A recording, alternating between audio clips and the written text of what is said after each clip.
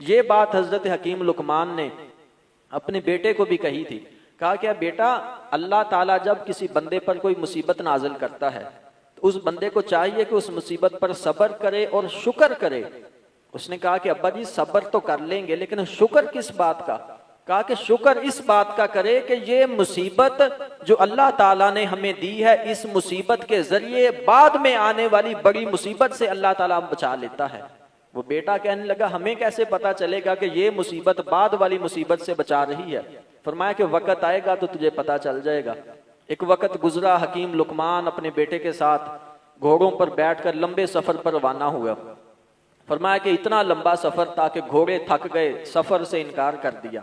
अब घोड़ों में जान बाकी नहीं रही आगे सफर करने की। हकीम लुकमान ने घोड़े छोड़ दिए, अपने बेटे का हाथ पकड़ा और पैदल चलना शुरू कर दिया। इतना पैदल चले कि प्यास लगी, पानी जितना था वो भी पी लिया। फिर चले, इतना चले कि भूख लगी, जितना खाना साथ लाए थे वो सारे का सारा खाना भी खा लिया।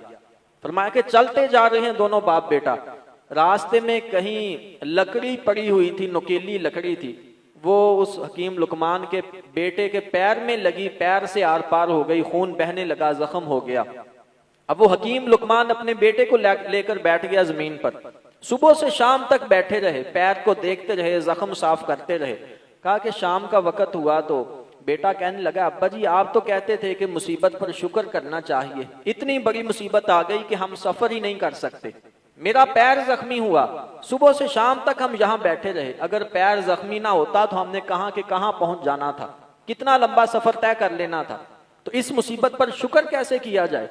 कहा कि अभी यही बातें हो रही थी कि नूरी मखलूक को अपनी तरफ आते देखा।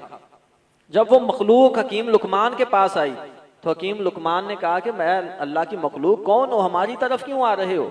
तो उस मखलूक ने कहा कि हकीम लुकमान हम अल्लाह के फरिश्ते हैं और जिस बस्ती की तरफ तुम जा रहे हो हम तो उस बस्ती पर अजाब नाजल करके उसे तबाह बर्बाद करके आ रहे हैं।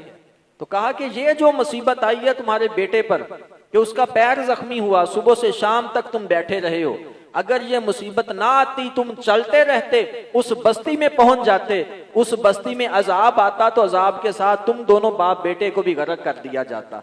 तो तब हकीम लुकमान ने कहा कि बेटे तुम्हें समझ आ गई कि ये पैर वाली छोटी मुसीबत ने हमें अजाब वाली बड़ी मुसीबत से बचा लिया है।